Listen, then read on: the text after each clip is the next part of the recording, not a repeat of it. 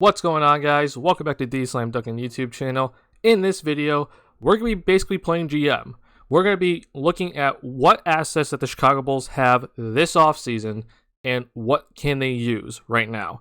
And the draft is a few days away, so before you even know it, we're going to be into like free agency, and it's going to be a crazy offseason for the Chicago Bulls. I'm here to basically break it all down with you guys. I want to show you guys what the Bulls can do, what exceptions are going to be used. I want to talk about the hard cap, etc., etc. And I really think you guys are going to enjoy this video because this really explains how the Bulls can do some things and why the Bulls can't do some things. But before we get into it all, make sure you hit that like button if you're new to the channel. Hit that subscribe button.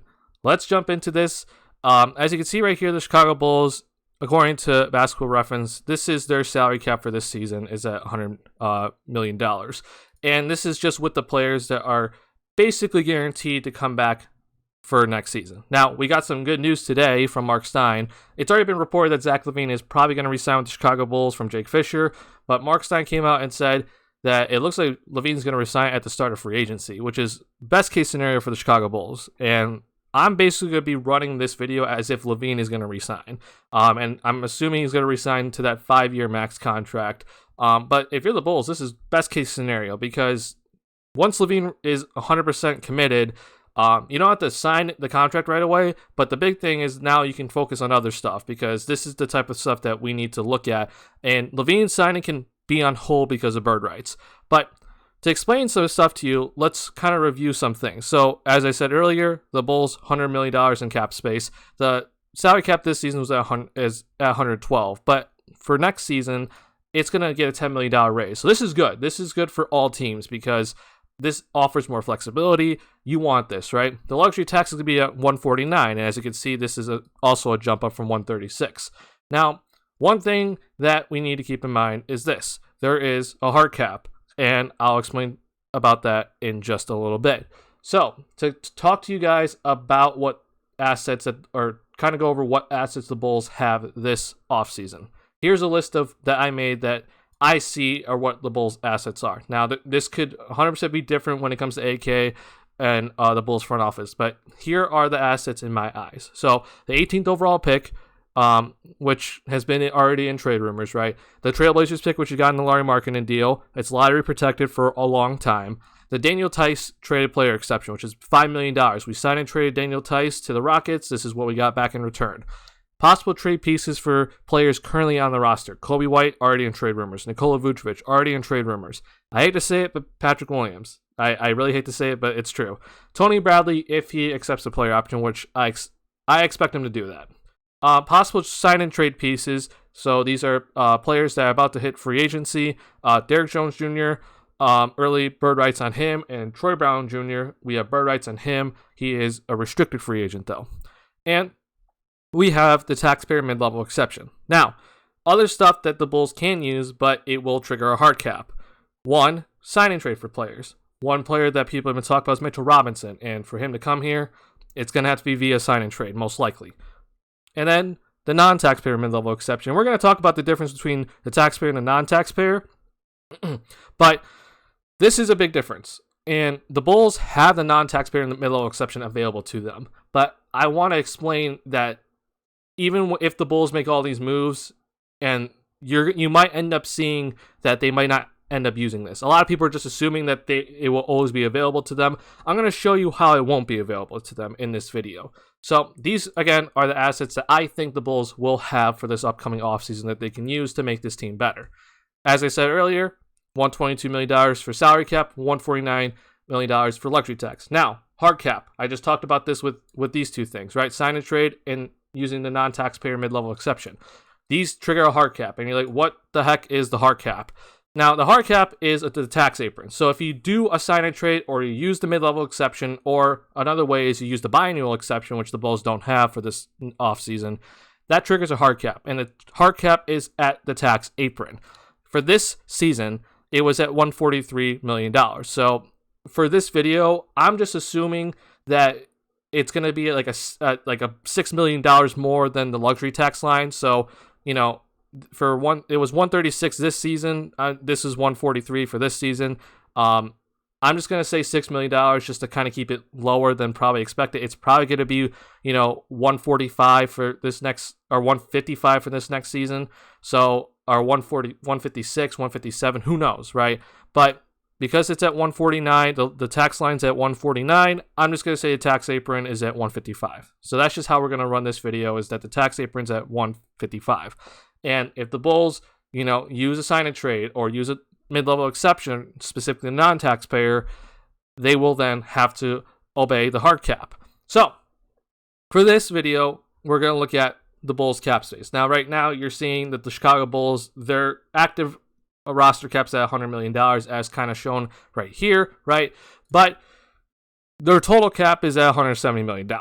And the reason is because of all these cap holds. And as you can see right here, we got all these free agents that have cap holds. So you're going to see a lot of these cap holds just get renounced. So I already kind of went in, did that. As you can see, here's a transaction log. And I just renounced all these guys. Once you renounce them, their cap holds go away. So now I'm at 162. That's $8 million lower. It's not a lot because a lot of these guys were on minimum deals or two-way contracts. So it's not a lot of movement.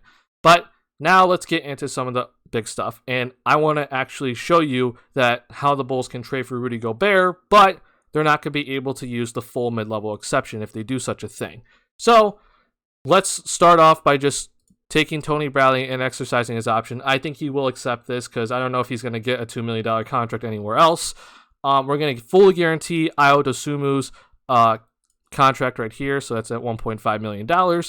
And just for now, I said in this earlier that these two guys right here can be sign and trade pieces, and I won't be shocked if they are sign and trade pieces. But just for this video, just to get the cap holds out of the way, we're just going to renounce both these guys, all right? And once you renounce these guys, you're most likely not going to be able to sign and trade them, because then at max you can sign and trade them via minimum exception, which there's no reason for them to take that sort of deal. So we're just going to renounce all these guys. And now, as you see right here, we're at 134. So now we're below the luxury tax, which is fantastic. And this is without re-signing Zach. But as you can see right here's his cap hold, which is at $29 million.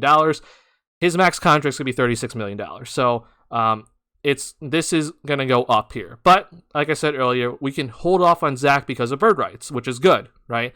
Now I'm going to show you how the Bulls can trade for Rudy Gobert. And this is, something that people have been talking about a lot. It's been a lot of rumors, but I don't really necessarily see this happening. But let's just say this does happen, okay? Because a lot of people kind of actually think this is a legitimate rumor. So we're going to trade Nikola Vucevic, which is obviously, this would be obvious, for Rudy Gobert here. And as you can see right here, this does not work out. The most amount of cap space that could come in off of Vucevic's contract is $27.6 million. Gobert is making 38. So that obviously does not fit. So we got to keep going. One person that I would like to see is Kobe White in this trade, go in this trade. As you can see right here, this still does not get Rudy Gobert's contract, unfortunately. And a lot of people are going to throw in Patrick Williams. I'm just going to say that the front office won't do that. But who knows? But I'm not going to throw in Patrick Williams for this trade. For this trade, I'm just going to throw in Marco. I know that hurts some fans, but we're just going to throw in Marco. And right here, this works out. As you can see right here, here's the maximum amount allowable incoming cap. And this is the incoming cap. Therefore, this works for both sides. And we're just going to go ahead and process this trade. So, in this trade, though, as you can see, the Bulls added money. We were at 134. Now you're at $143 million. So, as I mentioned earlier, the tax is here. But not only is the tax right here in this video, the tax apron or hard cap is at $155 million. Okay? This is without re-signing Zach LaVine. So, what are you going to do now if you're AK? I mean, there are many, many options that we can think of right here. Here's the correct page. But, I mean, this is where things get kind of tricky because a lot of people are saying, hey, let's use the mid-level exception right now. Let's go out and, for example, one person that I would love to see on this Bulls team that is a free agent this offseason is Kyle Anderson. And I think Kyle Anderson, with the mid-level exception, the standard, right, which starts here and it has to be a 3-year contract or longer, and it's a pretty decent amount of money, which the Bulls used to sign Caruso this past offseason. I think Kyle Anderson would 100% take this contract. But here's the thing. If the Bulls go out and get Rudy Gobert like I just did in this trade, right? Like I said, $143 million. Now let's re-sign Zach LaVine. Okay? We're going to re-sign him to the max contract, right? With bird rights, $136 million we're going to add here. Now we're at 149. So right now we've hit the tax, right? But what's the problem? We do not have now the non-taxpayer mid-level exception available to us. I know it says it right here, but this site isn't 100% accurate, right? And I should have said this before. This site is not 100% accurate when it comes to everything here. But right here, as I said earlier, this is the difference, right? If in this scenario, if we get Rudy Gobert, and in the way that I've done this scenario, and then we re-sign Zach LaVine, we do not have the non-taxpayer mid-level exception, which means we do not have this $10 million right here to go out and get a guy. And this $10 million could be extremely valuable. What we do have, though, as I kind of showed you here, is this, the taxpayer mid-level exception. Now, if you want to understand the differences, you can go ahead and look it up. But the taxpayer mid-level exception is for teams either already above the tax apron. But what this also allows teams to do is that you can use this even if you have the non-taxpayer. But if you use this, this allows you to actually go past the tax apron. You're allowed to use this and still go past the tax apron. It will not trigger a hard cap. So this is the difference right here, right? We can't go out and sign Kyle Anderson because if we do, then we're past the 155 mark and that we've imagined is the tax apron. And doing that triggers a hard cap. We'd be past that level and we'd have to remove salary, or we just can't do that in general, right? And there is ways to, clear out salary, right? Get rid of Tony Bradley, get rid of Javonte Green, get rid of Ayo Dosunmu. And I don't even know if that will actually even get you to that point. And maybe, best case scenario, Kyle Anderson signs for less. But again, my point is that we will not have the full non-taxpayer mid-level exception to us available if we do something like this. So it's just something to keep in mind when it comes to the Chicago Bulls, is that you see all these trades kind of being thrown out there, and they're like, oh, we can sign and trade for Rudy Gobert, we can sign and trade for Mitchell Robinson, trade for Rudy Gobert, sign and trade for Mitchell Robinson, and then use our mid-level exception to sign a guy that is asking for $10 million a year. That's not possible. It's not possible. Because, why? I said it before, sign and trade triggers a hard cap, non-taxpayer mid-level exception used also triggers a hard cap. As I showed you in this right here, this was the hard cap this season. If you did not know, the Bulls, they did 3 moves, actually technically 4, because they did 3 sign and trades. They signed Alex Caruso to the mid-level exception. They had a hard cap. We just did not have to worry about it because our payroll was at 134. But if you really think about it, though, they're $9 million away from actually being at the hard cap. So you have to keep this in mind when it comes to this type of stuff for the Chicago Bulls. And, I really want to see this team get better. I want to see, obviously, Zach LaVine be back on this roster. But for that to happen, we have to pay attention to this number and be wary of the hard cap. So just stuff for you to keep in mind. I just kind of showed you the Rudy Gobert, how Rudy Gobert can get to this team. But what does Rudy Gobert coming to this team limit this team to, right? If we get Rudy Gobert the way that I did it without making any other moves and we re-sign Zach LaVine, we do not have the full MLE, right? But that's the trade-off, right? Maybe we don't get Rudy Gobert, but instead we use the full MLE to get a guy like Kyle Anderson. We trade for some other guys that keep us that are on a lower salary, so we don't bring in so much salary, and then we have multiple options available to us. But we just can't go out here and act like, oh, we can sign and trade for this person because the salaries match, and then sign and trade for this person because the salaries match, and then not worry about the hard cap. That's the whole point of this video, is just be wary of what is actually out there, what rules we have to follow, and what the Bulls can actually do. Finally, I want to talk about the trade exception here.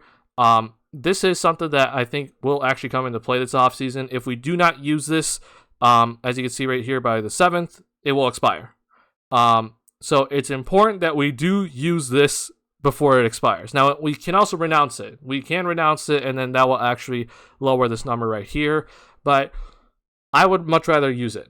So in my opinion, I think it's best that we try to find a way to use it. I'm going to show you a way to use it very specifically in a different video, but just to kind of see like what's out there, right? You can use this right here. It's just a pretty cool thing by Spot Track right here, and you can kind of see who's making $5 million or less, or which players on very small contracts that add up to $5 million or less that the Bulls can trade for and just straight up absorb their salaries.